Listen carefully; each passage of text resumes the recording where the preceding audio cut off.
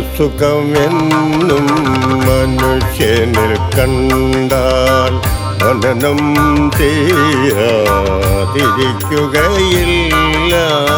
മനോസുഖമെന്നും മനുഷ്യനിൽ കണ്ടാൽ മനനം ചെയ്യാതിരിക്കുകയില്ല.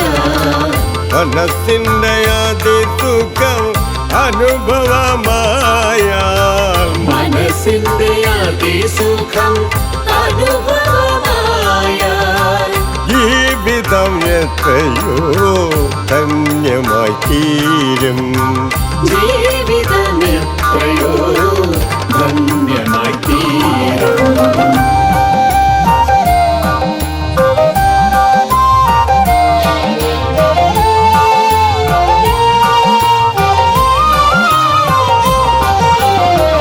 അളവും അതിർത്തിയുമില്ലാത്ത സുഖത്തെ അനുഭവമാക്കിയ പരമാത്മാവേ, അളവും അതിർത്തിയുമില്ലാത്ത സുഖത്തെ അനുഭവമാക്കിയ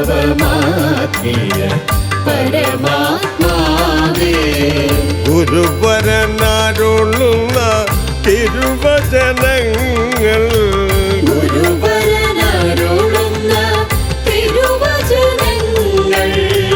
അനുഷ്ഠിച്ചാൽ അനുദിനം സുഖം ലഭിച്ചിടും. അനുഷ്ഠിച്ചാൽ അനുദിനം സുഖം ലഭിച്ചിടും.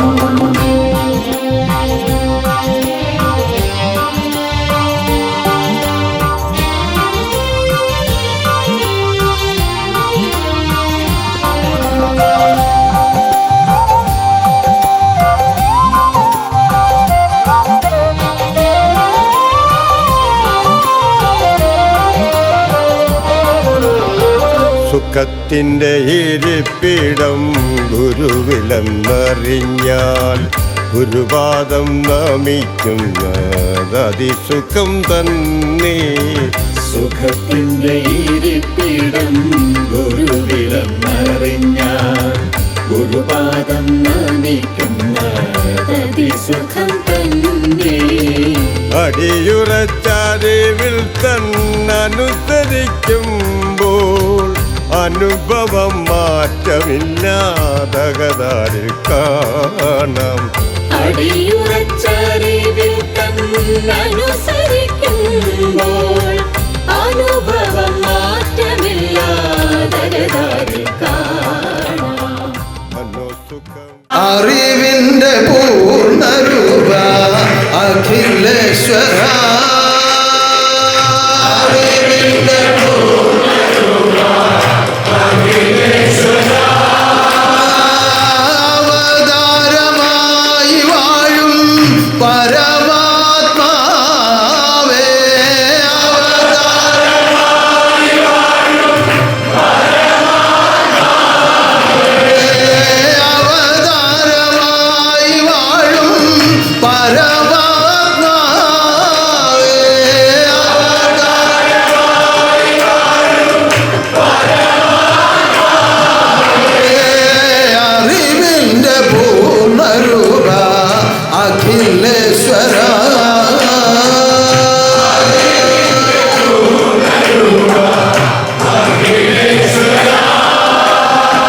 നിഷ്കളങ്ക ജ്ഞാനഖഡ്ജി അവതാരമായി വന്ന് തൻ്റെ നിഷ്കളങ്ക ഹൃദയത്തെ തുറന്ന് പ്രകാശിപ്പിച്ച ഉന്നതമായ ആദർശമാണ് ആത്മബോധ ഉദയ സംഘം. ആത്മബോധോദയം സാധ്യമാകാതെ ഒരാത്മാവും എവിടെയും പൂർണ്ണമാക്കപ്പെടുന്നില്ല. ഓരോരുത്തരും ഈ ലോകത്തിലെ പല കർമ്മങ്ങളിൽ ശ്രേഷ്ഠത കൈവരിക്കുമ്പോൾ എന്തെങ്കിലുമൊക്കെ മേന്മ ഉണ്ടാകുമ്പോൾ, മറ്റുള്ളവരെ അപേക്ഷിച്ച് എന്തെങ്കിലും ഗുണങ്ങൾ വർദ്ധിക്കുമ്പോൾ ആത്മബോധമുണ്ട്, ആത്മബോധമുള്ളവനാണ്, ആത്മബോധമുള്ളവളാണ് എന്നൊക്കെ വിലയിരുത്താറുണ്ട്. അതൊന്നുമല്ല ആത്മബോധം. അതൊന്നുമല്ല ആത്മബോധം. ആത്മാവിനെ ആത്മാവ് കൊണ്ട് അറിയുന്ന അറിവാണ് ആത്മബോധം. ഇത് തെളിയിക്കുവാനാണ് നിഷ്കളങ്ക ജ്ഞാനസ്വരൂപനാകുന്ന ജഗദീശ്വരൻ വന്ന് ഈ ആദർശത്തെ സ്ഥാപിച്ചിരിക്കുന്നത്. അതുകൊണ്ടാണ് ഇതിന് ആത്മബോധോദയ സംഘം എന്ന് നാമകരണം ചെയ്തിരിക്കുന്നത്. ആത്മബോധോദയ സംഘം ഒരു പറയനാൽ സ്ഥാപിച്ച വേദങ്ങളാണ് ആത്മബോധോദയ സംഘം.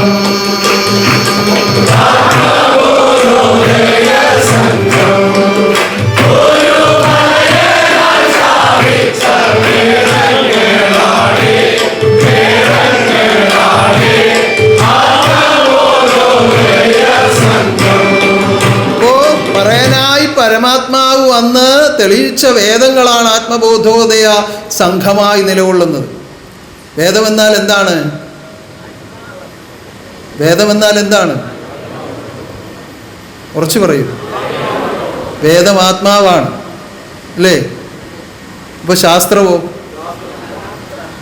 ഗാത്രം അല്ലെങ്കിൽ ശരീരമാണ്. ഇത് വളരെ കൃത്യമായി പഠിപ്പിച്ചുകൊണ്ടാണ് ഭഗവാൻ ലോകത്തിൽ വാഴുന്നത്.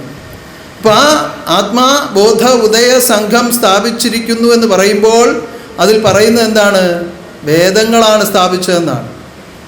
അപ്പോൾ സ്ഥാപിച്ചത് എന്താണ്? ഈ ആത്മാവിനുള്ള അറിവാണ്, നിഷ്കളങ്ക ജ്ഞാനമാണ്. ആത്മാവ് നിഷ്കളങ്ക ജ്ഞാനമായിരുന്നു എപ്പോൾ വരെ? ശരീരത്തോട് ബന്ധിക്കുന്നത് വരെ. ഈ ശരീരത്തോട് ബന്ധിച്ച് ലോകകർമ്മങ്ങൾ ആരംഭിച്ചപ്പോൾ കളങ്കമുണ്ടായി. ആ കളങ്കത്തെ നീക്കുവാനാണ് നിഷ്കളങ്ക ജ്ഞാനമായി താൻ തന്നെ ഖഡ്ഗിയായ അവതാരമായി വന്ന് ലോകത്തിൽ വാഴുന്നത്. അപ്പം തൻ്റെ വാഴ്ച ആത്മാക്കളിൽ കൂടി സ്ഥിരപ്പെടുത്തുവാൻ താൻ തന്നെ തീരുമാനിച്ച, താൻ തന്നെ നിശ്ചയിച്ച, താൻ തന്നെ അറിയിച്ച, താൻ തന്നെ അവതരിപ്പിച്ച ഉന്നതമായ വേദങ്ങളാണ് ആത്മബോധോദയ സംഘമായി നിലകൊള്ളുന്നത്. ഇതിൽ ഒത്തുജീവിക്കുവാൻ പരമഭാഗ്യം ലഭിച്ചവരാണ് നിങ്ങൾ ഓരോരുത്തരും.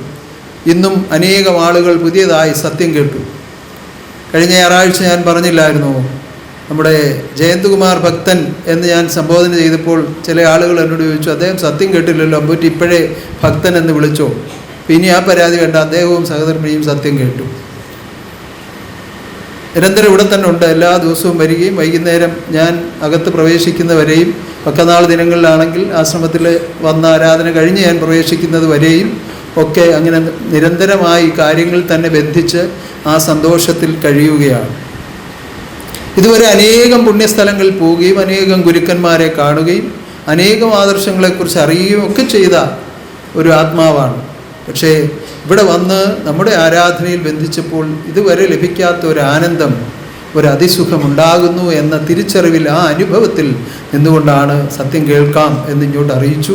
കഴിഞ്ഞ ആഴ്ച രണ്ടാഴ്ച മുമ്പ് പറഞ്ഞതാണ്. ഈ ആഴ്ച ഇന്നാണ് അതിന് ഈശ്വരൻ അനുവദിച്ചത്. അദ്ദേഹവും സത്യം കേട്ടു. അങ്ങനെ അനേകം ആളുകൾ ഇന്നും സത്യം കേട്ടു. അപ്പം ഇതെല്ലാം നിരന്തരമായി കർമ്മങ്ങൾ നടന്നുകൊണ്ടേയിരിക്കുകയാണ്. സത്യോപദേശം കൊടുക്കുന്നത് എന്തിനാണ്? സത്യമായി തീരുവാൻ വേണ്ടിയാണ്. അവിടെ വളർത്തപ്പെടേണ്ടതും രൂപീകരിക്കപ്പെടേണ്ടതും എന്താണ്? കളങ്കം മാറിയ ആത്മാവാണ് രൂപീകരിക്കപ്പെടേണ്ടത്. ഭഗവാൻ വളരെ വ്യക്തമായി പറഞ്ഞു, കളങ്കമെല്ലാം കളങ്കമെല്ലാം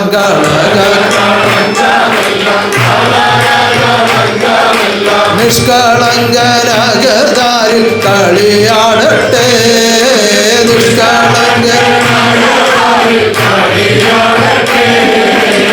ഒരാൾ ഒരു നടൻ ഒരു രംഗത്ത് പ്രവേശിച്ച് ദുഷ്ടനായിട്ട് അഭിനയിക്കുകയാണ്.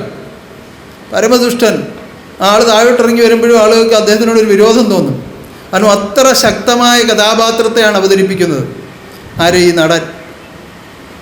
ഒരു നാടകത്തിലോ അല്ലെ സിനിമയിലോ അല്ലെ ബാലയിലോ എന്ന് വേണ്ട, എന്തിൽ വേണമെങ്കിലും നിങ്ങൾക്ക് ചിന്തിക്കാം. ആ നടൻ ക്രൂരനായ ഒരു കഥാപാത്രത്തെ അവതരിപ്പിച്ച് താഴേക്ക് ഇറങ്ങി വരുമ്പോൾ ആളുകൾ ചിന്തിക്കുകയാണ്, ഓ ഇത്ര ക്രൂരനാണല്ലോ ഈ മനുഷ്യൻ. പക്ഷേ ആ ആളിൻ്റെ സ്വഭാവമാണോ അവിടെ കാണിച്ചത്? അദ്ദേഹത്തിന് അതിൻ്റെ രചയിതാവും സംവിധായകനും ചേർന്ന് പഠിപ്പിച്ച കാര്യം പഠിച്ച് അവിടെ അഭിനയിച്ചു എന്നുള്ളതേ ഉള്ളൂ. ആ ആളിൻ്റെ സ്വഭാവം അതല്ല. ഇതുപോലെ ലോകരംഗത്ത് ഈ നാടകത്തിൽ അഭിനയിക്കുവാൻ വേണ്ടി ഓരോരുത്തരെയും നിയോഗിച്ചപ്പോൾ പല വഴിക്ക് വന്ന് ജന്മമെടുത്തു, പല കാര്യങ്ങൾ പഠിച്ചു. പക്ഷേ നിങ്ങളുടെ തനിരൂപം ഇതല്ല. തനിരൂപം ഈ സാഹചര്യങ്ങൾ കൊണ്ട് രൂപപ്പെട്ടതല്ല നിങ്ങളുടെ തനിരൂപം. ഇതിൻ്റെ ഉള്ളിൽ ഒരു യഥാർത്ഥ രൂപമുണ്ട്. ആ രൂപത്തെ കാണണം. കളങ്കമെല്ലാം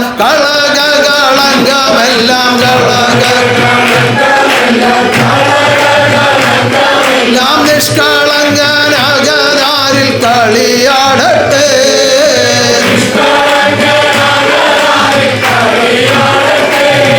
ആ നിഷ്കളങ്ക രൂപത്തെ തെളിയിച്ചറിയിച്ച് അനുഭവപ്പെടുത്തുവാൻ നിഷ്കളങ്ക സ്വരൂപനാകുന്ന ജഗദീശ്വരൻ തീരുമാനം ചെയ്തതാണ് കലിയുഗ അവതാരത്തിന് കാരണമായിരിക്കുന്നത്.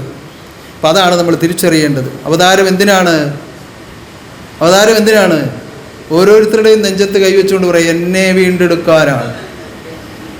ഓരോരുത്തരുടെയും നെഞ്ചത്ത് കൈവച്ചുകൊണ്ട് പറയാം, നിസ്സംശയം പറയാം, എന്നെ വീണ്ടെടുക്കാൻ.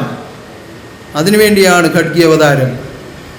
അവർക്ക് കുറച്ച് തെറ്റുകുറ്റങ്ങളൊക്കെ ഉണ്ട്. ആ ഒരു വിഭാഗം അങ്ങനെയാണ്, ഈ ഒരു വിഭാഗം ഇങ്ങനെ അല്ല, എന്നെ വീണ്ടെടുപ്പാൻ എന്ന് ഓരോരുത്തരും തീരുമാനിക്കുമ്പോഴാണ് യഥാർത്ഥമായ ആ പ്രേമം അന്തരംഗത്തിലുണ്ടാകുന്നത്, സൽഗുരുവുമായുള്ള ബന്ധമുണ്ടാകുന്നത്.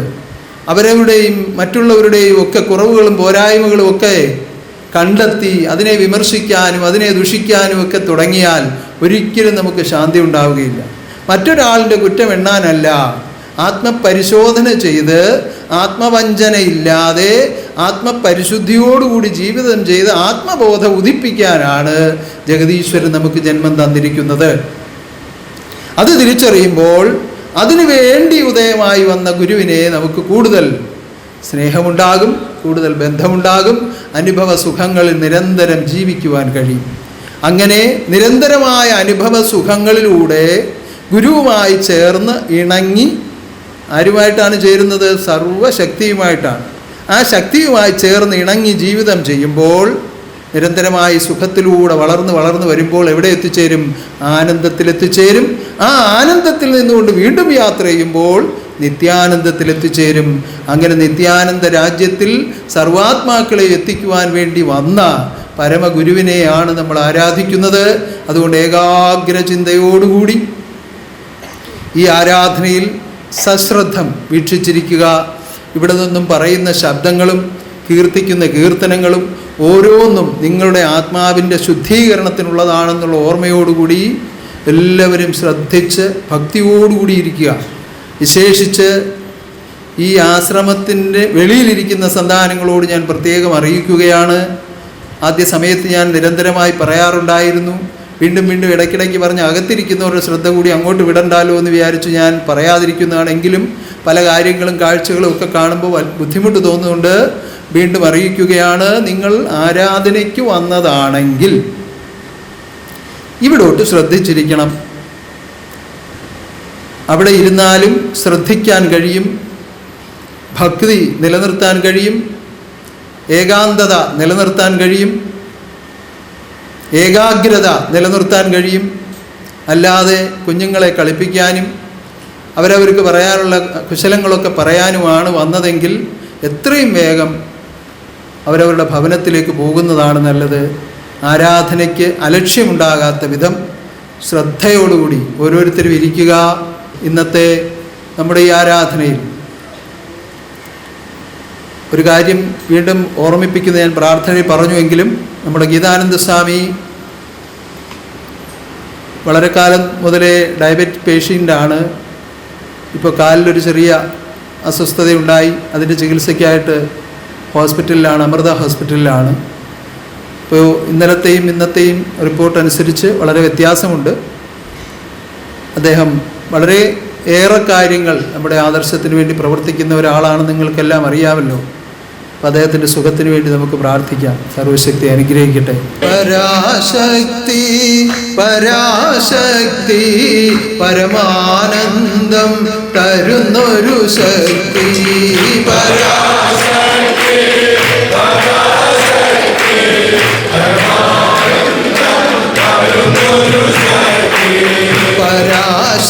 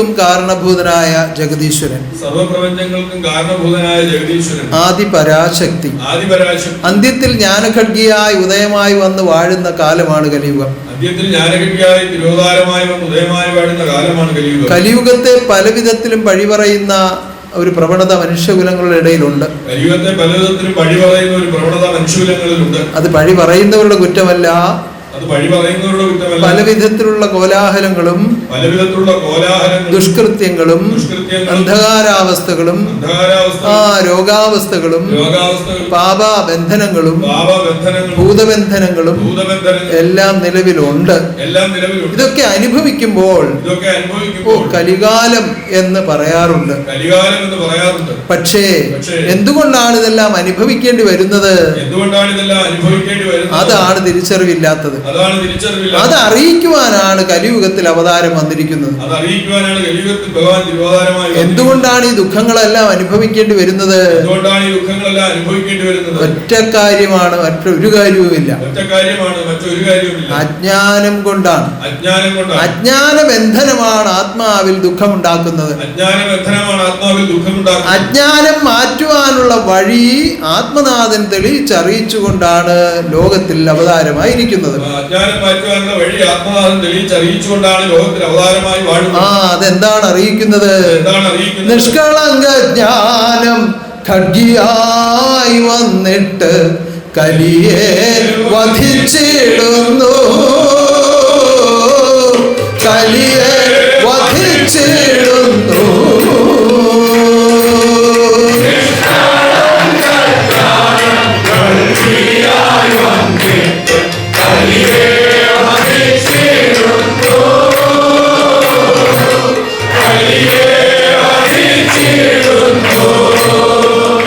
കലി എന്ന് പറയുന്നതിന് പ്രത്യേകിച്ച് എന്തെങ്കിലും രൂപമുണ്ടോ? രാത്രി മുറ്റത്തോട്ട് ഇറങ്ങി നിന്നിട്ട് ഇരുട്ടിന്റെ രൂപം കാണാൻ പറ്റുമോ? രാത്രിയിൽ വെളിയിറങ്ങി ഇരുട്ടിന്റെ രൂപം കാണാൻ പറ്റുമോ? ആർക്കെങ്കിലും ഇരുട്ടിന്റെ രൂപം എങ്ങനെ ഇരിക്കുമെന്ന് ചോദിച്ചാൽ എന്ത് പറയും? അതൊരു ഇരുട്ടാണ് എന്നേ പറയാൻ പറ്റൂ. അനുഭവിക്കുന്നവർക്കറിയാം അത് ഇരുട്ടാണെന്ന്. പക്ഷെ തിരിച്ചറിയാതെയാണ് ഈ കലി എന്ന ഇരുട്ടിനെ അനുഭവിച്ചുകൊണ്ടിരിക്കുന്നത്. കലി വർദ്ധിച്ചിടുമ്പോൾ എന്തായി മാറും? അതിനോടൊരു ഇഷ്ടമുണ്ടാകും, കലഹപ്രിയരായി തീരും. അങ്ങനെയുള്ളവരാണ് സർവത്ര കലഹപ്രിയരായിട്ട് ലോകത്ത് ജീവിക്കുന്നത്. അവർക്ക് അതിനെക്കുറിച്ച് യാതൊരു ചിന്തയുമില്ല. അവരുടെ വിചാരം ഇങ്ങനെയാ ജീവിക്കേണ്ടതെന്നാണ്.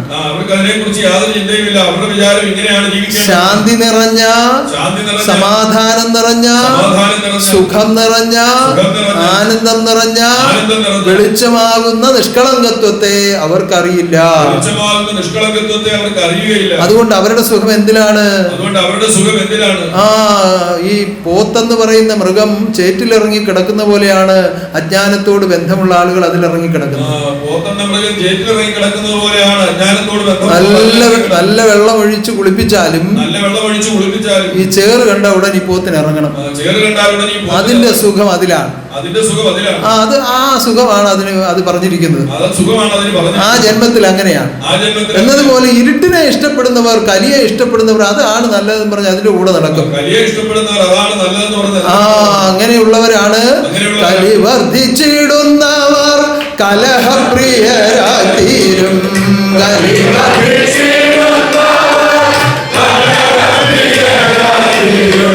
കലി സംഹാരം ചെയ്ത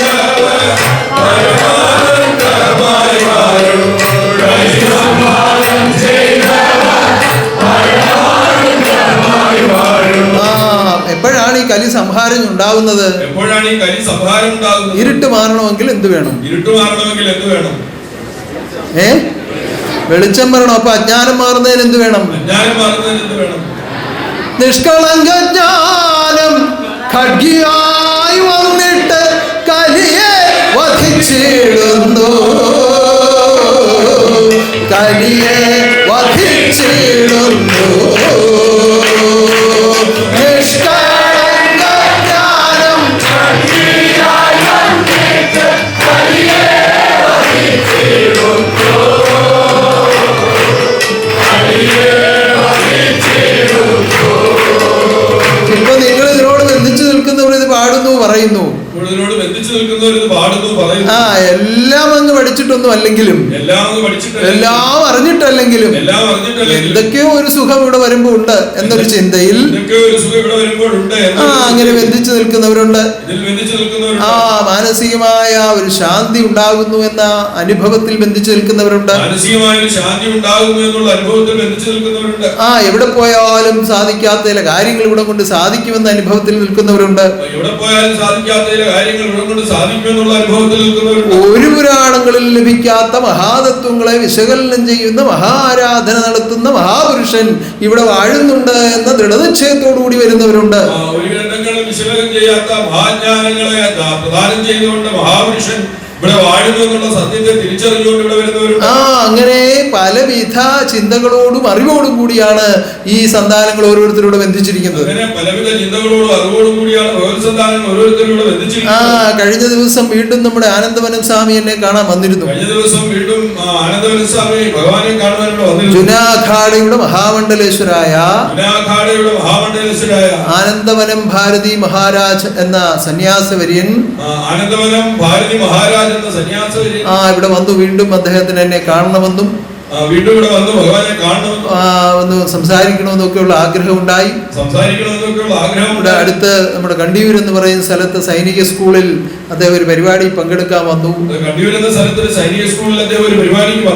അവിടെ നിന്ന് നേരെ ഇവിടെ വന്നു. കുറച്ചു നേരം സംസാരിച്ചു. ഈ സംസാരിച്ചപ്പോൾ അടുത്ത് പല ആളുകളും നിൽപ്പുണ്ടായിരുന്നു. അത് കഴിഞ്ഞ് സംസാരം കഴിഞ്ഞ് ഞാൻ പലരോടും ചോദിച്ചു, ഞങ്ങൾ പറഞ്ഞ കാര്യങ്ങളെ പറ്റിയൊക്കെ എന്തൊക്കെ മനസ്സിലായി. ഓരോരുത്തർ ഓരോ വിധത്തിൽ ഓരോ അനുഭവങ്ങൾ പറഞ്ഞു. അതിന്റെ യഥാർത്ഥമായ വശം, യഥാർത്ഥമായ അതിന്റെ അറിവ്, അത് ഞങ്ങൾ തമ്മിലാണ് കൈകാര്യം ചെയ്തത്. ഞാൻ പറയുന്ന കാര്യങ്ങളുടെ തക്കതായ മറുപടി അദ്ദേഹം എന്നോട് പറഞ്ഞുകൊണ്ടിരുന്നു. അദ്ദേഹം പറയുന്ന കാര്യത്തിന് മറുപടി ഞാൻ പറഞ്ഞുകൊണ്ടിരുന്നു. അദ്ദേഹം ഈ ലോകത്തിലുള്ള സർവ്വപുരാണങ്ങളും അരച്ച് കലക്കി കുടിച്ചു നടക്കുന്ന ആളാണ്. ഞാനിത് ഈ പുരാണങ്ങളൊന്നും കൈകൊണ്ട് തൊട്ടിട്ട് പോലുമില്ല.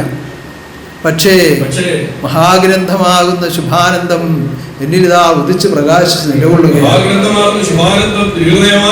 അതിൽ നിന്നാണ് ഓരോ ഗ്രന്ഥങ്ങളും ഉണ്ടാക്കപ്പെട്ടിരിക്കുന്നത്. അതുകൊണ്ട് തന്നെ എന്ത് ആവശ്യമുണ്ടെങ്കിലും അതിലോട്ടൊന്ന് നോക്കിയൊന്ന് മറിച്ചാൽ മതി, എടുത്ത് അങ്ങ് പ്രയോഗിക്കാൻ പറ്റും. ആ വിധത്തിലുള്ള സംസാരമാണ് അതിൽ കൂടി നടത്തപ്പെട്ടത്. അപ്പൊ വീണ്ടും അത് സംസാരം നിർത്താൻ യാതൊരു നിർവാഹവും ഇല്ലാത്ത അവസ്ഥയിൽ എന്നാൽ ഭക്ഷണം കഴിക്കേണ്ട അവസ്ഥ വന്നപ്പോ ഞാനായിട്ട് അതിനൊരു വിരാമം ഇട്ട് അദ്ദേഹത്തിന് ഭക്ഷണം കഴിക്കാൻ അയക്കുകയായിരുന്നു. ഞാൻ എഴുന്നേറ്റിട്ടും അദ്ദേഹം എഴുന്നേറ്റില്ല. കാരണം അദ്ദേഹത്തിന് വീണ്ടും അത് സംസാരിക്കാൻ, കാരണം ഈ പ്രദേശത്തൊക്കെ പല വഴിക്ക് പോകുന്നെങ്കിലും ഈ വിധ വിഷയങ്ങൾ സംസാരിക്കാൻ ഒരു അവസരവും അദ്ദേഹത്തിന് ഉണ്ടായിട്ടില്ല. അത്ര ഉന്നതമായ വിഷയങ്ങളെ സംസാരിക്കാനുള്ള ഒരു അവസരമായിരുന്നു അത്. നമ്മുടെ ജയന്തുകുമാർ ഭക്തനും സഹധർമ്മിണിയും അവിടെ ഉണ്ടായിരുന്നു. അദ്ദേഹം ആ കാര്യം തന്നെ പറഞ്ഞു, ഇങ്ങനെ ഒരിക്കലും എങ്ങും ഇരുന്ന് സംസാരിക്കാൻ അവസരം ഉണ്ടായില്ല എന്ന് പറഞ്ഞു. ഈ തരത്തിലുള്ള വിഷയങ്ങളൊന്നും സംസാരിക്കുന്നില്ലല്ലോ. ഭാഗ്യമായ പല കാര്യങ്ങൾ പറയുന്നു, അതിനുള്ളിൽ ആത്മീയം ചേർത്ത് അദ്ദേഹം മറുപടി പറയുന്നു. അദ്ദേഹത്തിന് അത് ഒഴിവാക്കിക്കൊണ്ടൊന്നും ചെയ്യാൻ പറ്റുകയില്ല. അതാണല്ലോ അദ്ദേഹത്തിന്റെ ഉത്തരവാദിത്വം.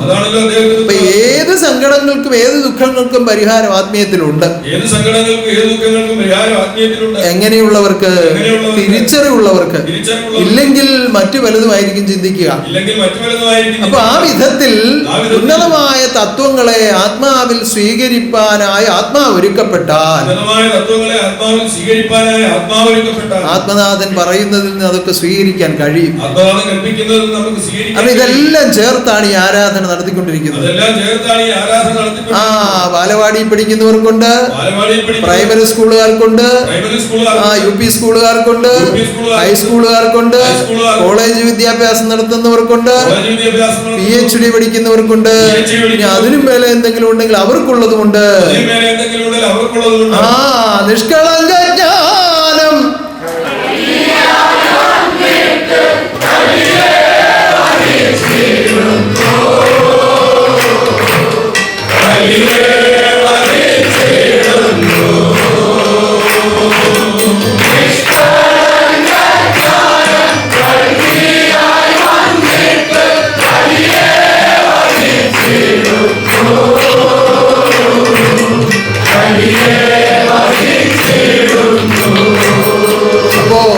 ആളറിയാതെ പോകരുത്. ആളറിയാതെ പോകരുത്. ആ തമാശയൊക്കെ പറയും, തമാശയൊക്കെ കാര്യങ്ങളൊക്കെ കേൾക്കും. കാര്യങ്ങളൊക്കെ ആ പല വിധത്തിൽ നിങ്ങളുടെ കൂടെ ഇങ്ങനെ കൂട്ടുകാരനെ പോലെ കഴിയും. പല വിധത്തിൽ കൂട്ടുകാരനെ പോലെ പക്ഷേ അറിയാതെ പോകരുത്. അറിയാതെ പോകരുത്. ഖഡ്ഗി എന്നുള്ളത് ആരെന്നറിയാതെ അന്ധരായി ജീവിക്കല്ലേ, അന്ധരായി ജീവിക്കല്ലേ.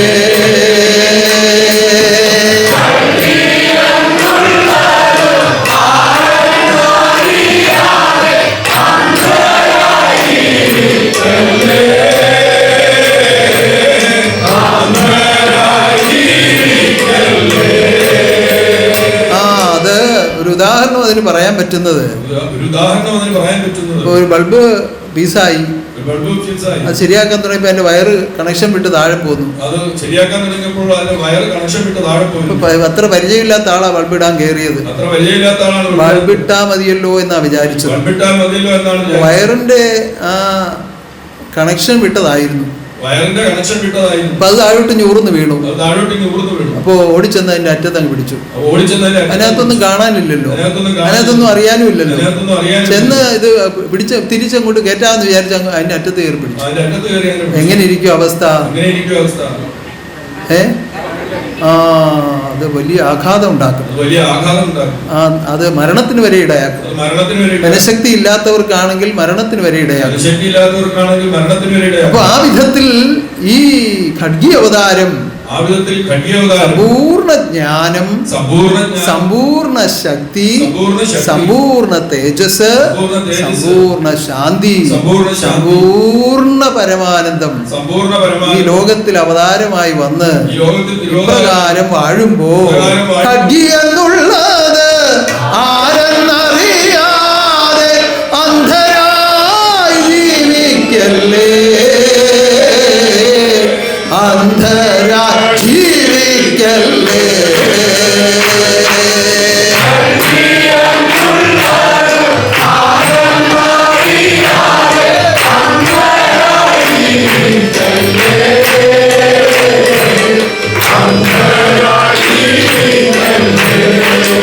ഇതിനെ പിടികൂടാൻ ഒറ്റ മാർഗമേ ഉള്ളൂ. എന്താ അതിന് മാർഗം? ഇതിനെ പിടികൂടാൻ എന്താ മാർഗം? സ്വയംഭായ ഭക്തി സ്വയമേ ഉണ്ടായാൽ, സ്വയംഭായ സ്വയം പ്രകാശമാം ഗുരുവിനെ കാണാം.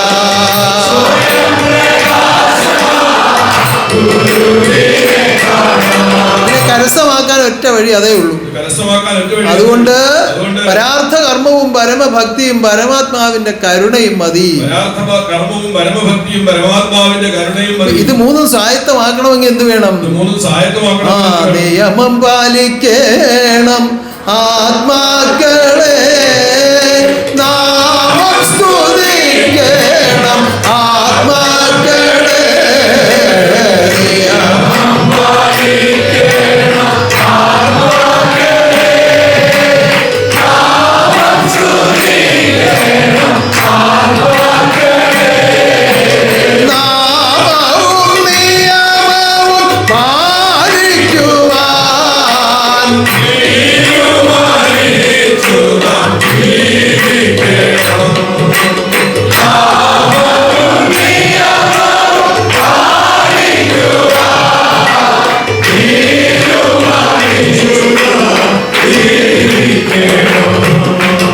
തീരുമാനിച്ചിട്ടുള്ളവരൊന്ന് കൈ ഉയർത്തി കണ്ടാക്കും.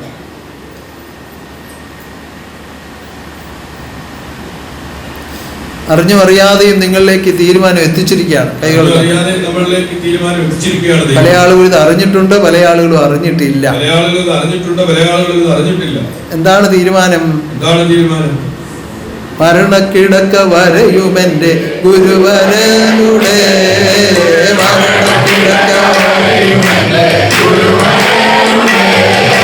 തിരുകൽപ്പന പാലിച്ചു ഞാൻ ജീവിച്ചു കൊള്ളാം.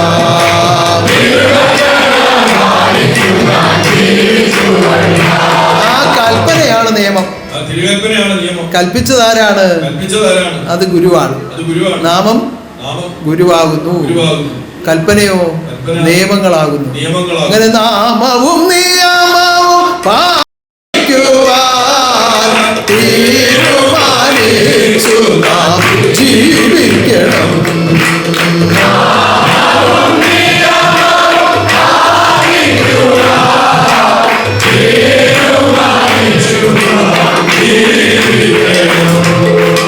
അപ്പോ ഗുരുവില്ലാതെ നിയമങ്ങളില്ല. ഗുരു അവതാരമായി വന്നാണ് നിയമം തന്നിരിക്കുന്നത്.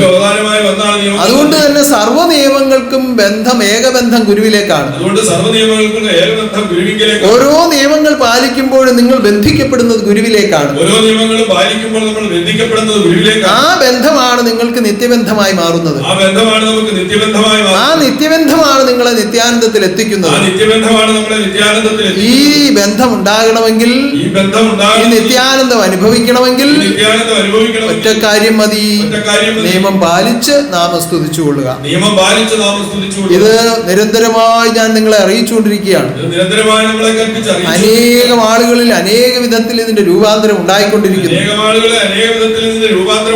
ആ നിയമം പാലിക്കുന്നതിനുള്ള കർശനമായ നിലപാടുകളിലേക്ക് ഓരോരുത്തരും മാറ്റപ്പെട്ടിരിക്കുന്നു.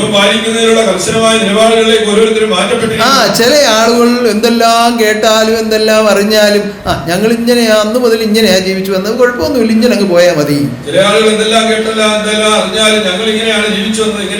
അപ്പൊ ആദ്യ സമയത്ത് എവിടെ നിന്നോ ഒരു കുഗ്രാമത്തിൽ നിന്ന് വന്നു.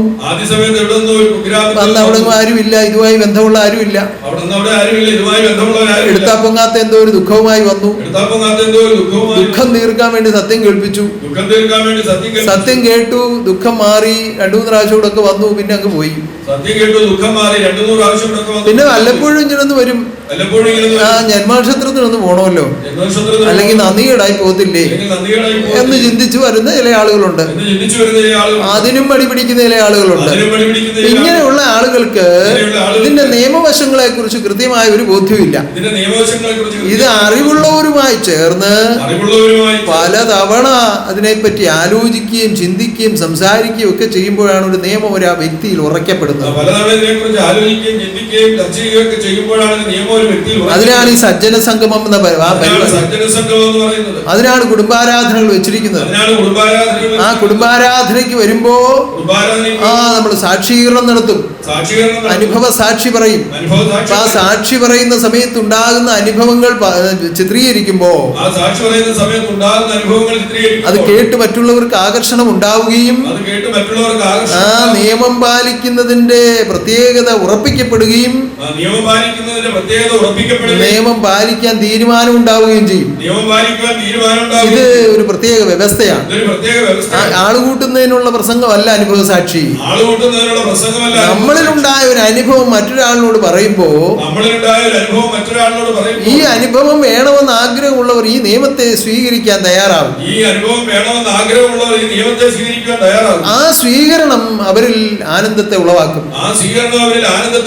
അപ്പൊ ഓരോ ആത്മാവും ആനന്ദ ലോകത്തിലേക്ക് ചേർക്കപ്പെടുകയാണ്.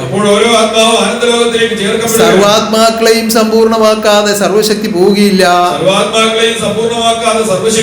അപ്പോ പലരും വിചാരിക്കപ്പോ ഞാൻ ഇങ്ങനെ ഇരുന്നാലും അവസാനം എന്നെ കൊണ്ടല്ലേ പോകാൻ പറ്റൂ. അങ്ങനെയല്ല.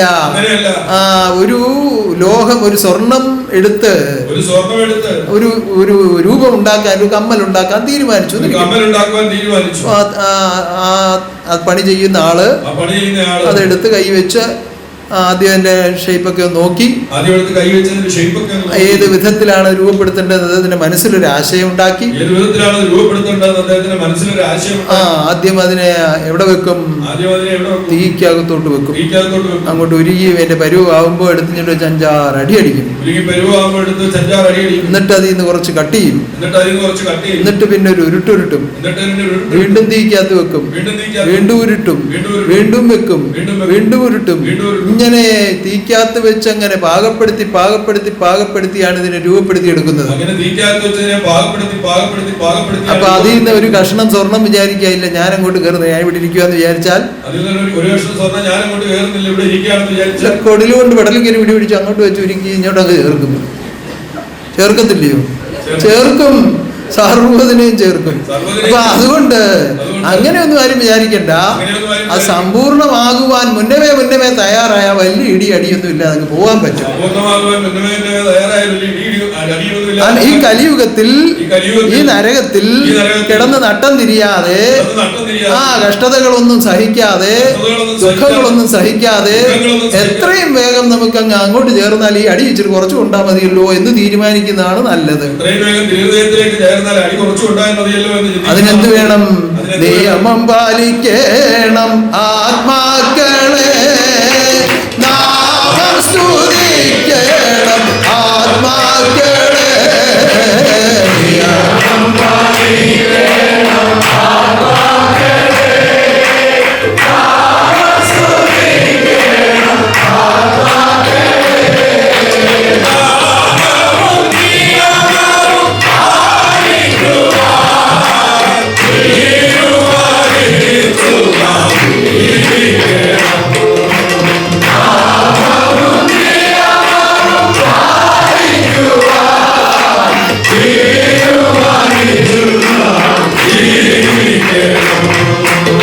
ഈശ്വരനോ അതാരാ? ദൈവമോ അതാരാ? അങ്ങനൊന്നുമില്ല, അങ്ങനെ ഒരാളൊന്നുമില്ല. വേറെ പണിയല്ലോ നോക്ക്. അമ്പലത്തിൽ കൊണ്ട് ഉണ്ടാക്കുന്ന കാശെല്ലാം കൊണ്ട് അമ്പലത്തിൽ കൊടുക്കാൻ വേറെ പണിയൊന്നുമില്ലേ?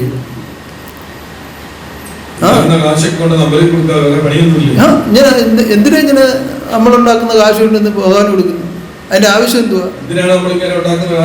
ദൈവം എല്ലാം ഉള്ളവനാണെന്ന് നിങ്ങൾ വിശ്വസിക്കുകയും പിന്നെ ദൈവത്തിന് എന്തിനാ കൊണ്ടു കൊടുക്കുന്നത്? അതൊക്കെ വെറുതെ അന്ധവിശ്വാസം. അതിന്റെ ഒന്നും പുറകെ പോകരുത്. അങ്ങനൊന്നും ഇല്ല. ആ ഇത് എല്ലാം ഒരു ശക്തി, ഇതിന്റെ ഉള്ളിലെല്ലാം ഒരു ശക്തി പ്രവർത്തിക്കുന്നുണ്ട്. അതിനെ വിശ്വസിക്കണം, അല്ലാതെ ഇങ്ങനൊന്നും ആരും വിശ്വസിക്കരുത്. ഇങ്ങനൊക്കെ പറഞ്ഞ് തോർത്തൊക്കെ കുടഞ്ഞ് തോളയിലിട്ടുകൊണ്ട് ഇങ്ങനെ മുണ്ടുമൊക്കെ മടക്കി കുത്തി ഗംഭീരമായി നടന്ന പല ആളുകളും ഈ കൂട്ടത്തിലൊക്കെ ഇരിപ്പുണ്ട് കേട്ടോ. പേരൊന്നും പറയുന്നില്ല.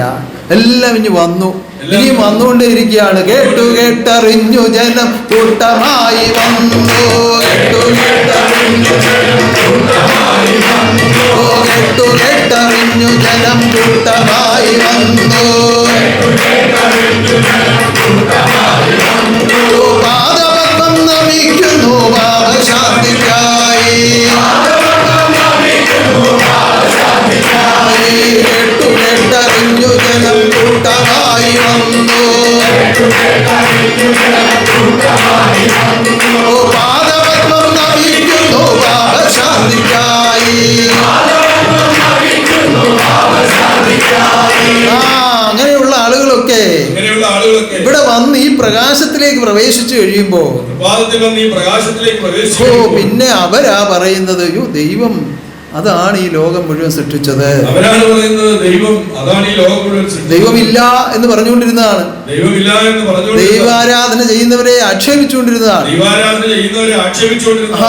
അത് ആ അറിവിലെത്തിക്കഴിഞ്ഞപ്പോ ആ ഉന്നതനെ, ഉടമസ്ഥനെ, ആരാധ്യനെ, ആനന്ദരൂപനെ രണ്ട് കൈകളും ഉയർത്തി വലിച്ച് അങ്ങനെ തുറന്ന് എത്ര ഉച്ചത്തിൽ പാടാൻ കഴിയുമോ അത്രത്തോളം ഉച്ചത്തിൽ അങ്ങനെ പാടിക്കൊണ്ടിരിക്കുകയാണ്. ഉന്നതനെ സദ്ഗുരുവേ മാനസത്തിൽ പരമാനന്ദനേ,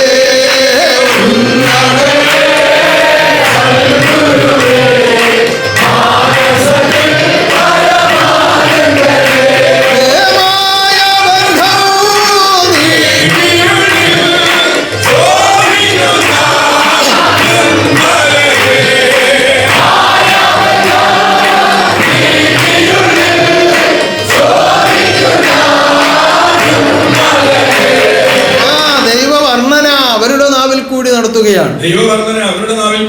ആ ദൈവം അല്ലാതെ ഒന്നുമില്ല എന്ന അവസ്ഥയിലേക്ക് മാറ്റപ്പെട്ടിരിക്കുകയാണ്. അപ്പൊ ഇത് തമ്മിലുള്ള വ്യത്യാസം എവിടെയാണ് സംഭവിച്ചത്? എന്തുകൊണ്ടാണ് ആദ്യം അവർ ഇതില്ല എന്ന് പറഞ്ഞത്? അവരപ്പോൾ രാത്രിയിലായിരുന്നു. ഇത് ഉണ്ട് എന്ന് പറഞ്ഞത് എപ്പോഴാണ്? പകൽ വെളിച്ചത്തിലേക്ക് ഇറക്കപ്പെട്ടപ്പോഴാണ്, അല്ലെങ്കിൽ പകൽ വെളിച്ചത്തിലേക്ക് സ്വീകരിക്കപ്പെട്ടപ്പോഴാണ്. ആ അങ്ങനെ അറിവാകുന്ന വഴിയിലേക്ക് അഖിലലോകേശ്വരൻ സ്വീകരിച്ച് അവതാര ധർമ്മങ്ങളെ പ്രകാശിപ്പിച്ച് പ്രവർത്തിപ്പിച്ചുകൊണ്ടിരിക്കുമ്പോൾ അറിവാകുന്ന വഴിയിലേക്ക് അഖിലോകേശ്വരൻ സ്വീകരിച്ച് അറിവാകുന്ന പ്രകാശത്തിലേക്ക് പ്രവർത്തിപ്പിച്ചുകൊണ്ടിരിക്കുന്നു. അവതാര ധർമ്മങ്ങളെ പ്രവർത്തിപ്പിച്ചുകൊണ്ടിരിക്കുമ്പോൾ ഓരോ ആത്മാവും അവതാര രൂപമായി മാറുവാനുള്ള വ്യവസ്ഥയാണ്. അവതാരം വന്ന് അറിയിക്കുന്നതും തെളിയിക്കുന്നതും അനുഭവപ്പെടുത്തുന്നതും.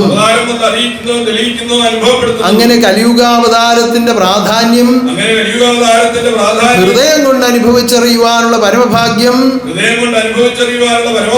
ഒരുക്കി വെച്ചുകൊണ്ട് ദൈവം ലോകത്തിൽ വാഴുമ്പോൾ നമുക്ക് ആരെയും നോക്കി ചിന്തിക്കേണ്ട കലികാലമാണെന്ന്. ഒരിക്കലും നമുക്ക് ദുർവിധിയെ ഓർത്ത് ചിന്തിക്കേണ്ടി വരുന്നില്ല. നമുക്ക് ഒരിക്കലും പാപശാപങ്ങൾ പേറി അന്ധതയിൽ അലയേണ്ടി വരുന്നില്ല. പക്ഷേ അറിയിക്കുന്ന അറിവുകളെ അതുപോലെ അറിയുവാൻ കഴിവുണ്ടാകണം. അല്ലാതെ പണ്ട് ഞാൻ പറഞ്ഞതുപോലെ വിപ്ലവാരിഷ്ടത്തിന്റെ പുറത്ത് ജീരകാരിഷ്ടത്തിന്റെ ലേബലൊട്ടിച്ചുകൊണ്ട് നടന്നാൽ പറ്റിയില്ല. ജീരകാരിഷ്ടം തന്നെയായിരിക്കണം അകത്ത്. അതാണ് രോഗശാന്തി നൽകുന്നത്. അതുപോലെ സത്യധർമ്മം എന്ന പേരിൽ ഉടുപ്പിട്ടുകൊണ്ട് നടന്നാൽ പറ്റുകയില്ല. സത്യധർമ്മം ഉള്ളിലും പുറമേയും പ്രവർത്തിക്കപ്പെടണം. സത്യമുള്ളവർക്കേ ധർമ്മം പ്രവർത്തിക്കാൻ പറ്റുകയുള്ളൂ. സൂര്യൻ ഉണ്ടെങ്കിലേ അതിന് പ്രകാശം ഉണ്ടാവുകയുള്ളൂ. അതുപോലെയാണ് സത്യം ഉണ്ടെങ്കിലേ ധർമ്മം പ്രവർത്തിക്കാൻ പറ്റുകയുള്ളൂ. അങ്ങനെ സത്യധർമാദികളിൽ കൂടി നിത്യജീവിതം ചെയ്ത് ഉന്നതനാകുന്ന ഗുരുവിനെ അകതാരിൽ കണ്ട് ആനന്ദിക്കുവാനുള്ള ഭാഗ്യം ദൈവം ഒരുക്കി വെച്ചിരിക്കുന്നത് ആ സംഘത്തിന്റെ പേരാണ് ആത്മബോധോദയ സംഘം. ഇതുപോലൊരു ഭാഗ്യാവസ്ഥ ഇതിനു മുമ്പ് ലോകത്തിൽ ഉണ്ടായിട്ടില്ല. ഇപ്പോ നമ്മുടെ ശാന്താനന്ദ സ്വാമി സംസാരിച്ചപ്പോ പറഞ്ഞു, ഇത് അംശാവതാരമല്ല, പൂർണ്ണാവതാരമല്ല, സമ്പൂർണ്ണാവതാരമാണ്. എന്തുകൊണ്ടാണ് അത് പറയുന്നത്? അദ്ദേഹം ഈ സന്നിധാനത്തിൽ വന്ന് ഈ ജന്മാന്തര ജ്ഞാനോപദേശം പഠിച്ച് കലിയുഗവും സ്വീകരിച്ച് അതിന്റെ പൂർണ്ണാവസ്ഥ അനുഭവിച്ചറിഞ്ഞുകൊണ്ടാണ് പറഞ്ഞത്. അവതാരം താൻ വന്നല്ലോ, കലിയുഗത്തിൽ വന്നല്ലോ. അവതാരം താൻ വന്നല്ലോ, കലിയുഗത്തിൽ വന്നല്ലോ. അവതാരം താൻ വന്നല്ലോ, കലിയുഗത്തിൽ വന്നല്ലോ. അവതാരം താൻ വന്നല്ലോ, കലിയുഗത്തിൽ വന്നല്ലോ. അവതാരം താൻ വന്നല്ലോ, കലിയുഗത്തിൽ വന്നല്ലോ.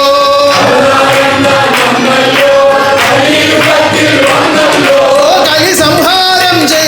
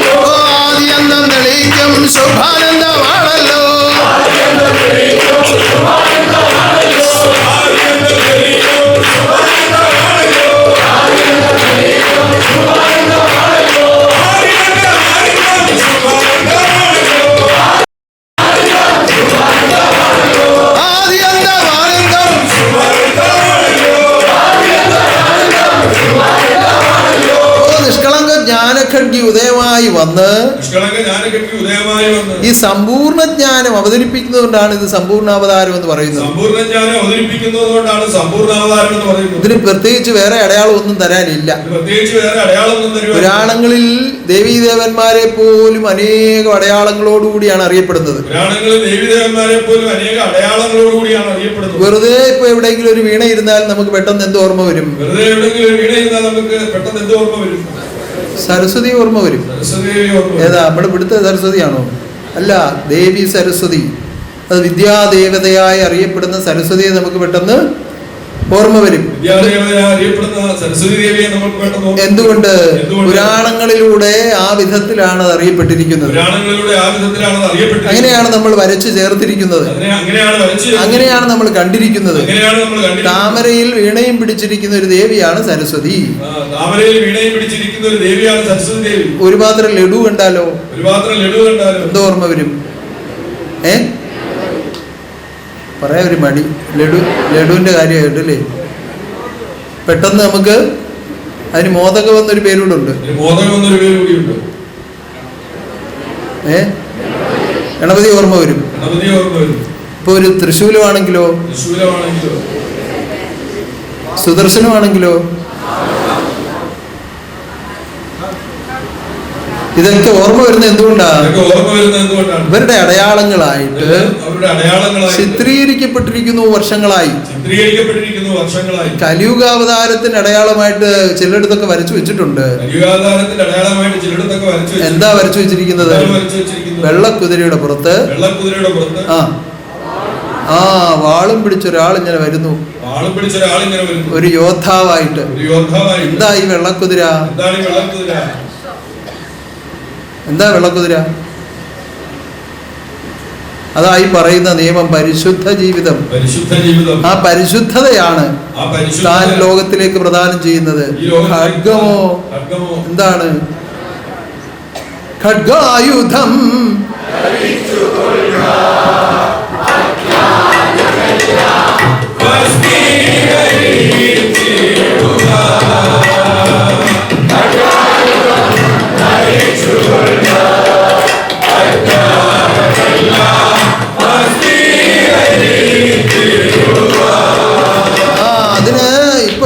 ലോകത്തിൽ വന്ന് ഇപ്രകാരം ഒരു മർത്യനായി വാഴുമ്പോ,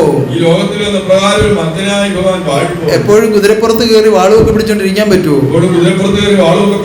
അതിന്റെ ആവശ്യമുണ്ടോ? അതല്ലല്ലോ അതിന്റെ സത്യം.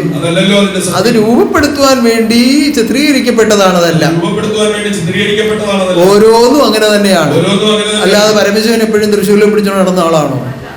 സരസ്വതി എപ്പോഴും വീണയും പിടിച്ചോണ്ട് നടന്ന ആളാണോ? സരസ്വതി താമരയിലാണോ ഇരിക്കുന്നത്? ഇതൊക്കെ അതിൻ്റെതായ സങ്കല്പങ്ങളാണ്. അതിനെല്ലാം അതിൻ്റെതായ അർത്ഥങ്ങളുണ്ട്. അതൊന്നും തെറ്റല്ല, ഒരിക്കലും തെറ്റല്ല. എത്ര വലിയ താമരയാണെങ്കിലും ഒരാളിന് കയറി അതിലിരിക്കാൻ പറ്റുമോ? നമുക്ക് ചിന്തിക്കാമല്ലോ. ഒരു താമര എത്ര വലിപ്പമുള്ളതാണ്. ഇപ്പം സഹസ്രദളമൊക്കെ ഉണ്ട്. അതിനകത്തൊരു ഒരാളിന് കയറി ഇരിക്കാൻ പറ്റുമോ? ഒരിക്കലും പറ്റുകയില്ല. അതിന്റെ സങ്കല്പം എന്താണ്? നിർമ്മലമായ ഒരു ഹൃദയം ഉണ്ടാകുന്നവരിലാണ് വിദ്യാദേവത അധിവസിക്കുന്നത്. ആ ഹൃദയത്തെയാണ് താമരയായി ചിത്രീകരിച്ചിരിക്കുന്നത്. ആ നിർമ്മലമായ ഹൃദയം ഉണ്ടാകണം. അവിടെയാണ് ആ സരസ്വതി എന്ന ദേവിയുടെ അധിവാസം ഉണ്ടാകുന്നത്. ഇതുപോലെ ഓരോന്നിനും ഓരോ സങ്കല്പങ്ങളുണ്ട്. ആ സങ്കല്പത്തിൽ അതൊക്കെ വരച്ചിരിക്കുന്നു എന്നല്ലാതെ ഇതുകൊണ്ട് നടക്കുന്ന ആളുകളാണ് നിങ്ങൾ തെറ്റിദ്ധരിക്കരുത്.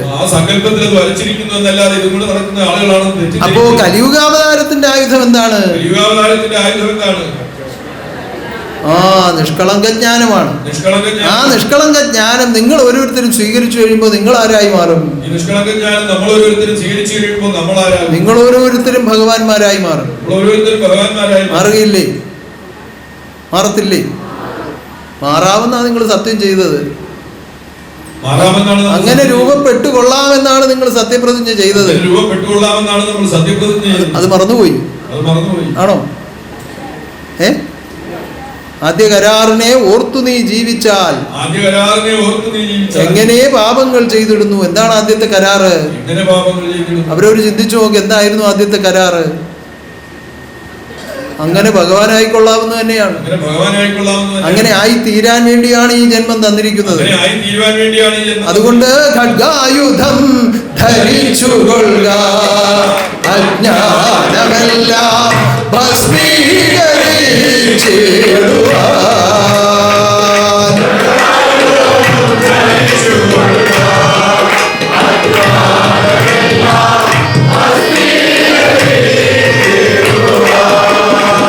നിഷ്കളങ്ക ജ്ഞാനമല്ലോ ഖഡ്ഗായുധമായത്. ആ നിഷ്കളങ്ക ജ്ഞാനമാണ് ഉപദേശിക്കുന്നത്. അറിവുള്ളവർക്ക് ആർക്കും എങ്ങും താണു പോകേണ്ടി വന്നിട്ടില്ല.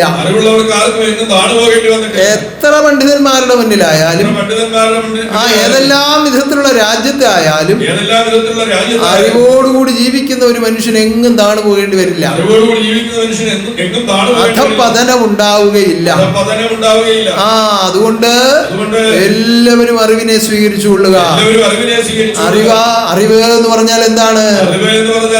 ഗുരുവാണ്. ആ ശിഷ്യൻ എന്ന് പറഞ്ഞാലോ അനുസരണമായിരിക്കണം. അറിവ് ഗുരുവാണ്, അനുസരണം ശിഷ്യനാണ്. അപ്പൊ ശിഷ്യന്മാർ ആരായിരിക്കണം? സർവത്ര അനുസരിക്കുന്നവരായിരിക്കണം. അങ്ങോട്ട് പോടാ എന്ന് പറഞ്ഞാൽ ഇങ്ങോട്ട് തന്നെ വരണം. അതാണോ അനുസരണ? ഇന്ന ദിവസം ഇന്നതുപോലെ ജീവിക്കണമെന്ന് പറഞ്ഞാൽ അത് നാളെ ആവട്ടെ എന്നാ അതാണോ അനുസരണ?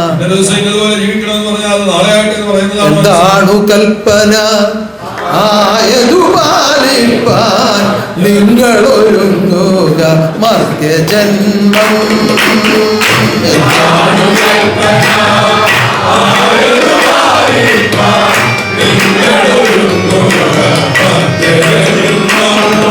ആ ഒരുക്കമാണ് നടക്കേണ്ടത്. നമുക്ക് നല്ല ഒരു ഒരുക്കം അത്യാവശ്യമായി നടക്കേണ്ടിയിരിക്കുന്നു. നമ്മളിങ്ങനെ പ്രാർത്ഥനയ്ക്ക് കൂടുന്നു. ഞായറാഴ്ച പ്രാർത്ഥന, വെള്ളിയാഴ്ച പ്രാർത്ഥന, ശാഖാശ്രമ വാർഷികങ്ങൾ, അതുപോലെ വിവിധ കർമ്മങ്ങൾ ഇതെല്ലാം നടന്നുകൊണ്ടിരിക്കുകയാണ്. ഇപ്പോഴും ഈ ആദർശത്തിന്റെ പല വ്യവസ്ഥകളും അറിയാതെ കിടക്കുന്ന പല ആളുകളും ഉണ്ട്. അതുകൊണ്ട് ഒത്തുചേർന്നിരുന്ന് ഈ സത്സംഗം ചെയ്യുവാനുള്ള ഒരു തീരുമാനം ഓരോരുത്തർക്കും ഉണ്ടാകണം.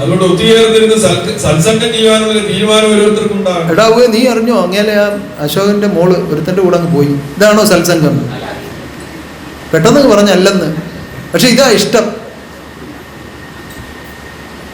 ആ ഭക്ത, ഇന്നലെ നടന്ന ആരാധനയിൽ അമ്പൂറ്റി പറഞ്ഞു, ഉന്നതനാകുന്ന ഗുരുവിന്റെ ജ്ഞാനം ഒരു ശിഷ്യനെ രൂപവൽക്കരിക്കുന്നുവെന്ന്.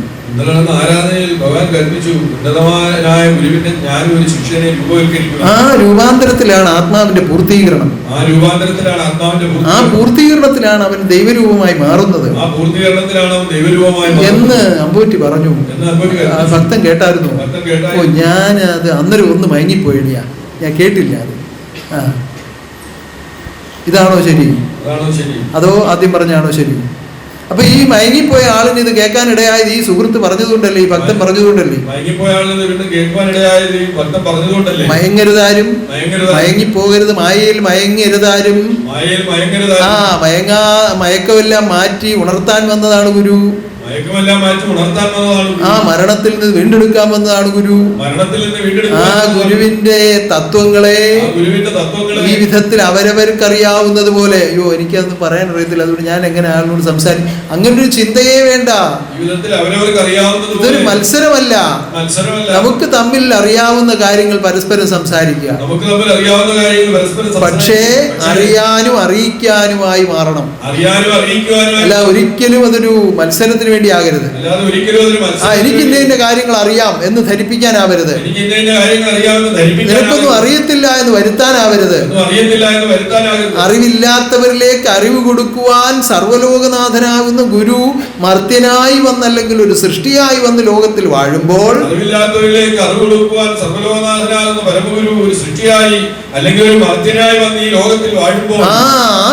ആ ഗുരുവിനെ വരിച്ചുകൊണ്ട് ശിഷ്യനായി ജീവിക്കുന്ന ജീവിക്കുന്നവർ ആ ഗുരുവിനെ വരിച്ചുകൊണ്ട് ശിഷ്യരായി ജീവിക്കുന്നവർ ഒരിക്കലും ആ വിധത്തിൽ ചിന്തിക്കരുത്. ഒരിക്കലും ആ വിധത്തിൽ ചിന്തിക്കരുത്. അറിവില്ലാത്തവരിലേക്ക് എനിക്കുള്ള അറിവ് മറ്റൊരാളിന് കൊടുക്കണമെന്ന തീരുമാനത്തിലാവണം.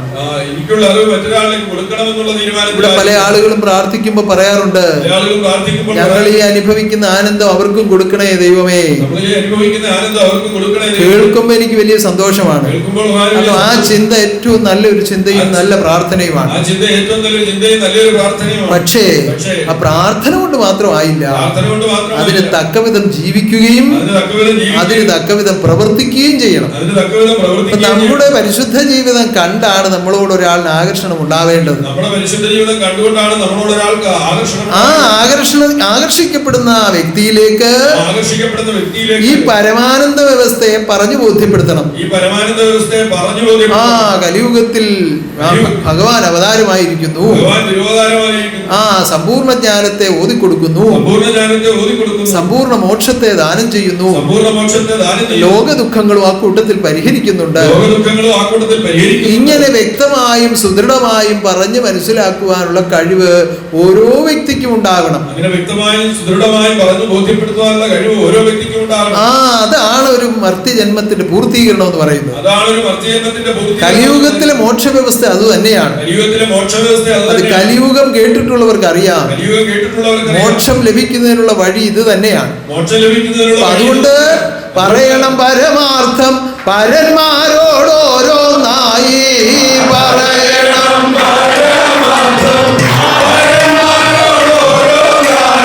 എങ്ങനെയുള്ളവരാ പറയേണ്ടത്? അനുഭവിച്ചറിഞ്ഞവർ പറഞ്ഞിടണോ.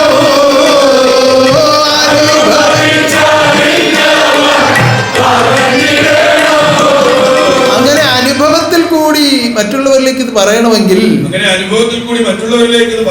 ആദ്യം അനുഭവം ഉണ്ടാകണ്ടേ. അനുഭവം എങ്ങനെയാണ് ഉണ്ടാവേണ്ടത്? അതിന് കർമ്മം ചെയ്യണം. കർമ്മം ചെയ്യണമെങ്കിൽ എന്ത് വേണം? അറിവുണ്ടാകണം. അറിവ്, കർമ്മം, അനുഭവം, അതാണ് വ്യവസ്ഥ. ലോക സൃഷ്ടിയുടെ നിലനിൽപ്പ് പോലും അങ്ങനെയാണ്. അറിവ്, കർമ്മം, അനുഭവം എന്നാണ്. അപ്പൊ ആ അറിവ് ഈശ്വരൻ തരുന്നു, അതിനെ സ്വീകരിക്കുക. എങ്ങനെ സ്വീകരിക്കണം? ആ ഇങ്ങോട്ട് തന്നേരം ഞാൻ പിന്നെ നോക്കിക്കോളാം എന്നാണോ? ആദര സമന്വിതം സ്വീകരിക്കുക. ഇപ്പൊ ഇന്നും അനേകം ആളുകൾ സത്യം കേട്ടു. എല്ലാ വ്യവസ്ഥകളും അറിഞ്ഞിട്ടല്ല ഈ സത്യം കേൾപ്പിക്കുന്നത്. അത് പാലിക്കുമെന്നുള്ള ദൃഢനിശ്ചയത്തോടുകൂടി ആ തീരുമാനം അങ്ങ് എടുക്കുകയാണ്. ഇവിടെ മുതലങ്ങ് ആരംഭിക്കുകയാണ് ആ സത്യജീവിതം. ആ അറിവിനെ കൂടുതൽ കൂടുതൽ കൂടുതൽ കരസ്ഥമാക്കുവാൻ വേണ്ടി അങ്ങ് ജീവിക്കുകയാണ്. ഓരോ ദിവസവും ഒരു വാക്കെങ്കിലും ഇതിൽ നിന്ന് കരസ്ഥമാക്കണമെന്നുള്ള നിശ്ചയത്തോടുകൂടി ജീവിതം ചെയ്താൽ ഒരു വർഷമാകുമ്പോൾ എത്ര വാക്കുകൾ ലഭിക്കും?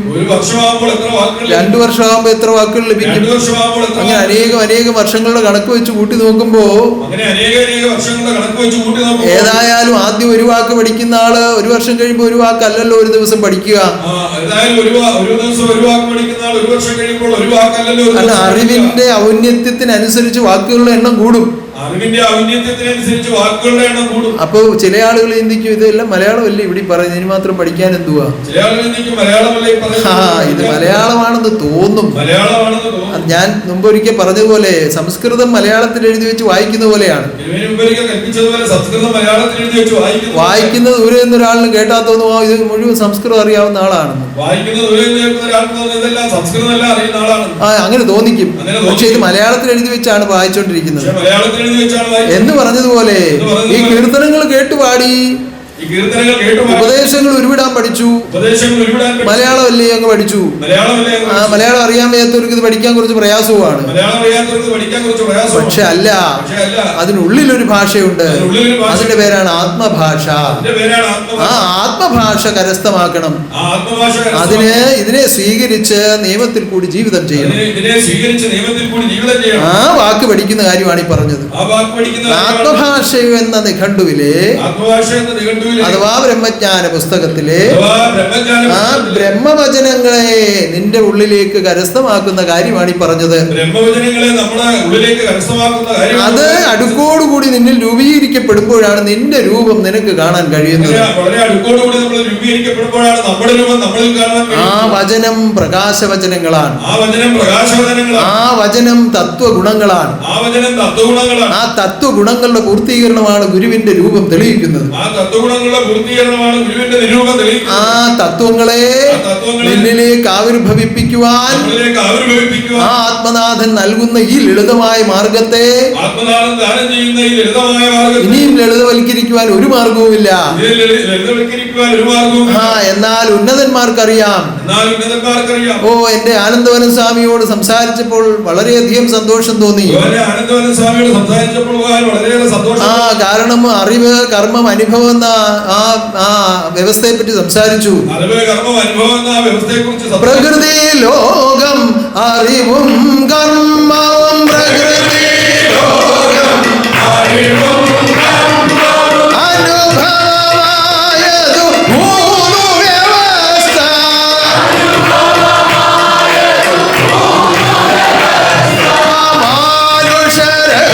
മാനുഷരക്ഷയ്ക്കറിവും കർമ്മവും മാനുഷരക്ഷയ്ക്കറിവും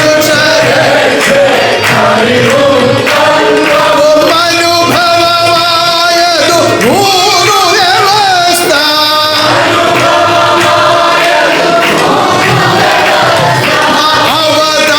അവതാരത്തിൻ്റെ അറിവും കർമ്മവും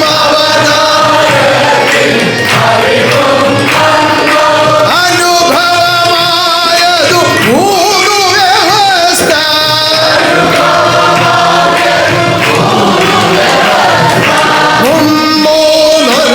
മുമ്മൂന്നൊൽപതാണാകെ വ്യവസ്ഥ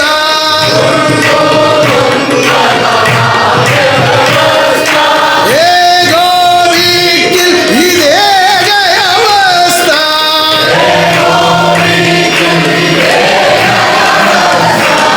പറഞ്ഞു തീർന്നില്ല.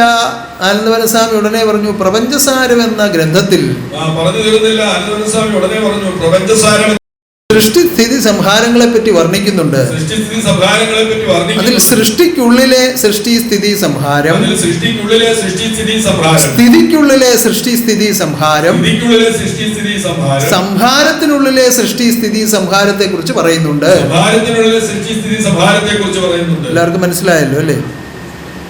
ഒന്നും മനസ്സിലായില്ല, പക്ഷെ അദ്ദേഹം പറഞ്ഞതാണ്. എനിക്ക് മനസ്സിലായി. ഇത് 9 വ്യവസ്ഥയാണ്.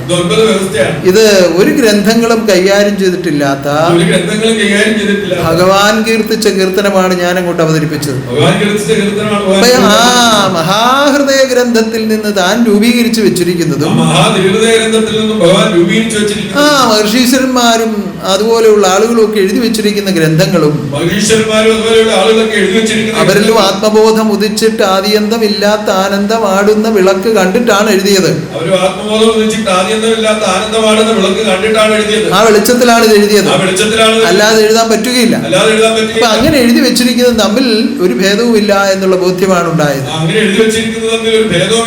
ഗ്രന്ഥത്തിൽ കൂടി ഞാൻ കണ്ടവനല്ല നീ, ഹൃദയത്തിൽ കൂടി കണ്ടവൻ ഞാൻ. ഗ്രന്ഥത്തിൽ കൂടി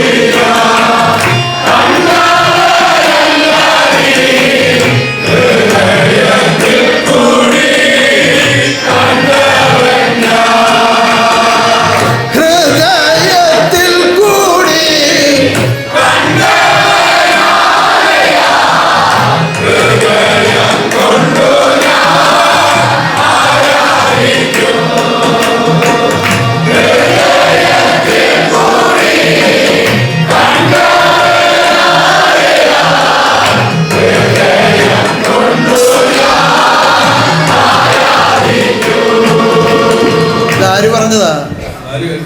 സാക്ഷാൽ കലിയുഗാവതാരം പറഞ്ഞതാണ്. സാക്ഷാൽ കലിയുഗാവതാരം. കാരണം താൻ ഈ ലോകത്തിലെ ഗ്രന്ഥങ്ങളിൽ നിന്നല്ല തൻ്റെ രൂപത്തെ തെളിഞ്ഞു കണ്ടത്. ഭഗവാൻ ഈ ലോകത്തിലെ ഗ്രന്ഥങ്ങളിൽ നിന്നല്ല ഭഗവാൻ സ്വരൂപത്തെ തന്നിലുള്ള ആ ചൈതന്യ രൂപത്തെ, ശുഭാനന്ദ രൂപത്തെ,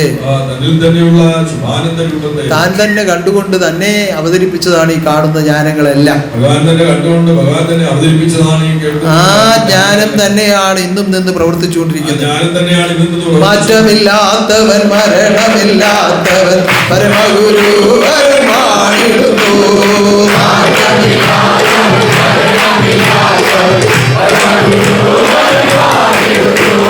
മാറ്റമില്ലാതുള്ള ജ്ഞാനങ്ങളെ കൊണ്ട് ആദർശമെന്നും പുലർത്തിടുന്നു.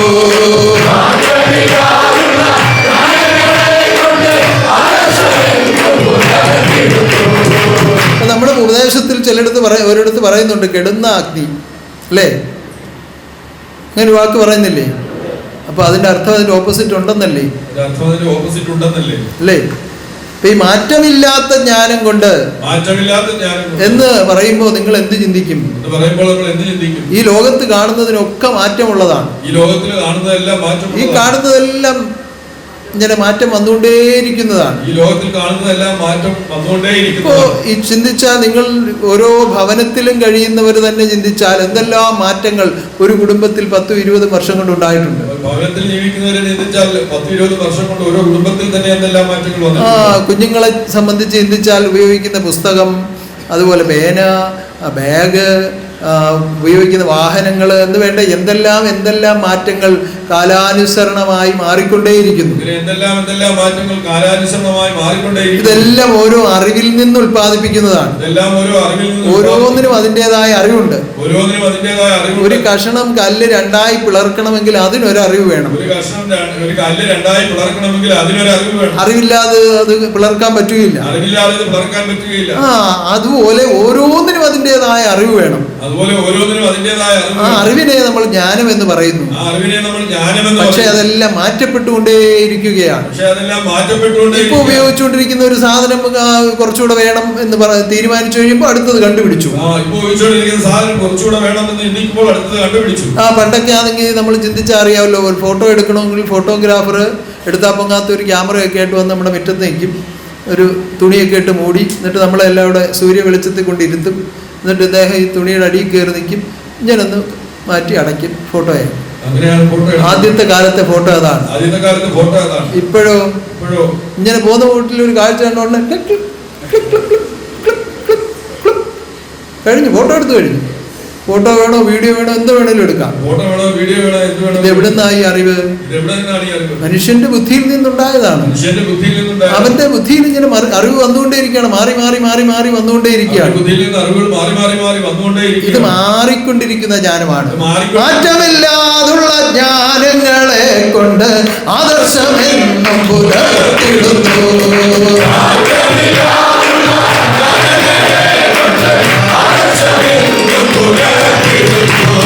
മാറ്റമില്ലാത്തവൻ, മരണമില്ലാത്തവൻ,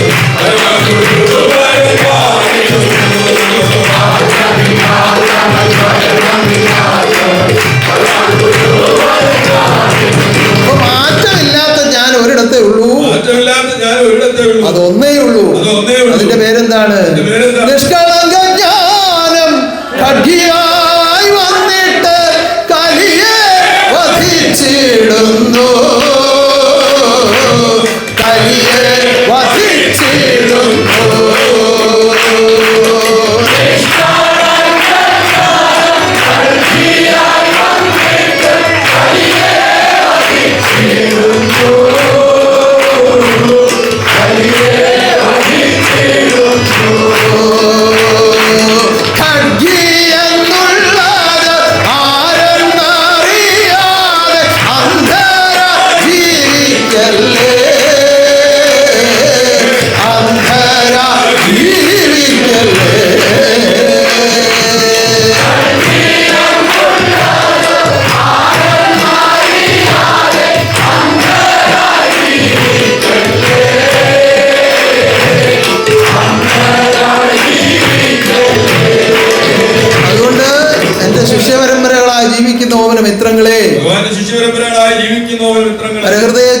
പരമാനന്ദ സ്വരൂപനാകുന്ന പരമഗുരുവിനെ ഹൃദയജ്ഞാനിയും പരമാനന്ദ സ്വരൂപനുമാകുന്ന പരമഗുരുവിനെ നിങ്ങൾക്ക് ആരാധ്യനായി ലഭിച്ചിരിക്കുന്നു എന്ന സത്യം നിങ്ങൾ മറന്നു പോകരുതേ. നമുക്ക് ആരാധ്യനായി ലഭിച്ചിരിക്കുന്ന പരമസത്യം നമ്മൾ മറന്നു പോകരുത്. ഒരിക്കലും ഈ ആദർശത്തിൽ നിന്ന് വിട്ടു നിങ്ങൾ ചിന്തിക്കരുതേ. ഒരിക്കലും ഈ ആദർശത്തിൽ നിന്ന് വിട്ടു നമ്മൾ ചിന്തിക്കരുത്. ആദർശ പുരുഷനെ ആരാധ്യനായ അകതാൽ പ്രതിഷ്ഠിച്ചുകൊണ്ട് ആരാധിച്ചാൽ, ആദർശ പുരുഷനെ ആരാധ്യനായ അകതാൽ പ്രതിഷ്ഠിച്ച് ആരാധിച്ചാൽ, ഓ ഉള്ളും പുറവുമായി നിങ്ങൾക്ക് വേണ്ടതെല്ലാം പ്രകൃതിയിൽ കൂടി ഒരുക്കി ദാനം ചെയ്തുകൊള്ളും. ഉള്ളുപുറമായി നമുക്ക് വേണ്ടതെല്ലാം പ്രകൃതിയിൽ കൂടി ഒരുക്കി ദാനം ചെയ്തു. ഒരിക്കലും ഒന്നിനും നിങ്ങൾക്കൊരു ദുഃഖം ഉണ്ടാവുകയില്ല. ഒരിക്കലും ഒന്നിനും നമുക്കൊരു ദുഃഖം ഉണ്ടാവില്ല. ഞാൻ ഇവിടെ നിന്നുകൊണ്ട് എന്റെ നാവ് കൊണ്ട് പറയുകയാണ്, നിങ്ങളിൽ ദുഃഖം ഉണ്ടാവുകയില്ല.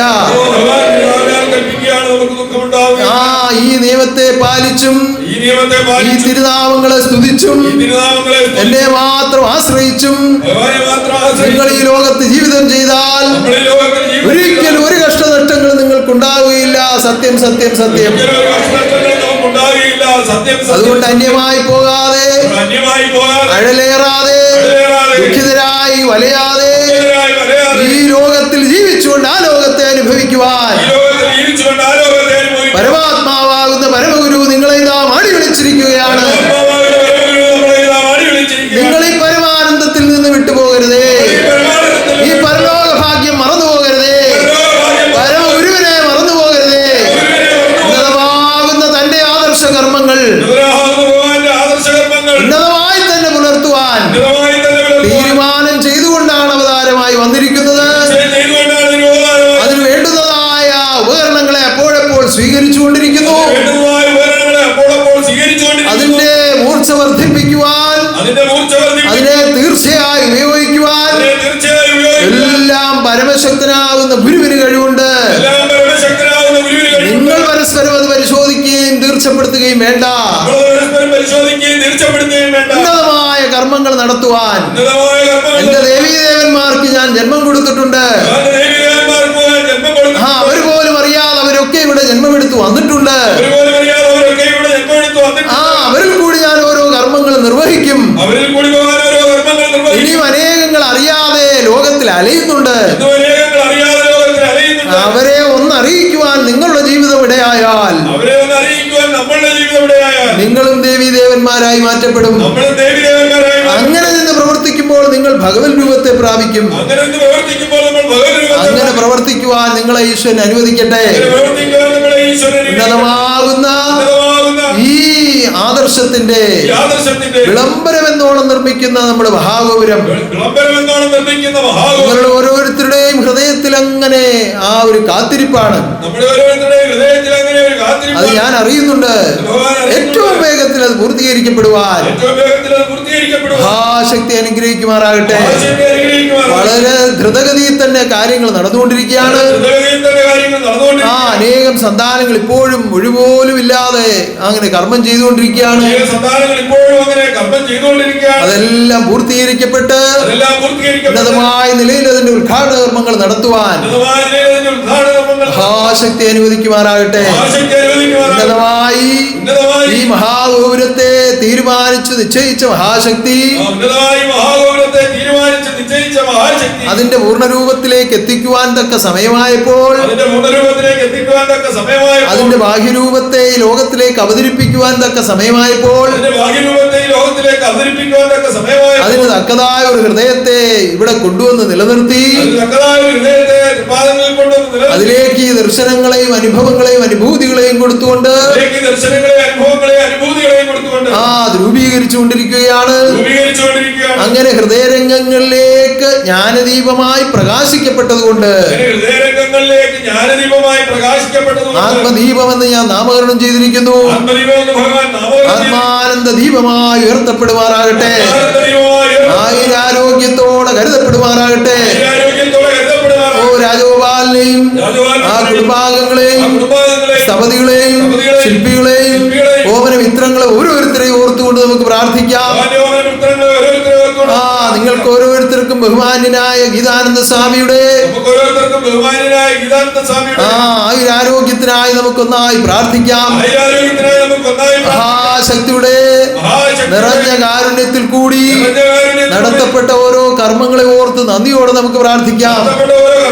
ഓർത്ത് നന്ദിയോടെ ഓ 143-ാമത് പൂരം ജന്മ നക്ഷത്രം, 143-ാമത് പൂരം ജന്മ അത് കഴിഞ്ഞ് നടന്ന മഹാധാരാസ്തുതി, അത് കഴിഞ്ഞ് നടന്ന സമാധിനാചരണം, ഓ അത് കഴിഞ്ഞ് നടന്ന ആചാര്യസ്തുതി, ആ അതുപോലെ ആരാധനകൾ, വിവിധ ശാഖാശ്രമ വാർഷികങ്ങൾ എല്ലാം ഒന്നിനൊന്നുപരിയായി നടത്തി തരുന്ന മഹാശക്തിയെ നന്ദിയോടെ സ്തുതിക്കാം. ഇനി നടക്കാനുള്ള ഈ 13-ാം തീയതി നടക്കുന്ന കാട്ടുപള്ളി ശാഖാശ്രമ വാർഷികവും 27-ാം തീയതി നടക്കുന്ന പൂഞ്ഞാർ ശാഖാശ്രമ വാർഷികവും ഉന്നതമായ നിലയിൽ നടത്തപ്പെടുവാൻ മഹാശക്തി അനുഗ്രഹിക്കുമാറാകട്ടെ. കഴിയുന്നിടത്തോളം ഭക്തജനങ്ങൾ അവിടങ്ങളിലെല്ലാം പോയി പങ്കെടുക്കുക. എല്ലാം ഉന്നത വിജയമായി തീരട്ടെ. ആത്മരക്ഷകൻ, ആത്മാനന്ദൻ, ആനന്ദ ചിന്മയൻ ഈ ലോകത്തിൽ ഇപ്രകാരം വന്ന് വാഴുന്നുവെന്ന സത്യം ഓ ലോകമറിയുമാറാകട്ടെ. ആത്മലോകം അറിയുമാറാകട്ടെ. ആത്മബോധോദയ സംഘം, ആത്മബോധോദയ സംഘം, ആത്മബോധോദയ സംഘം.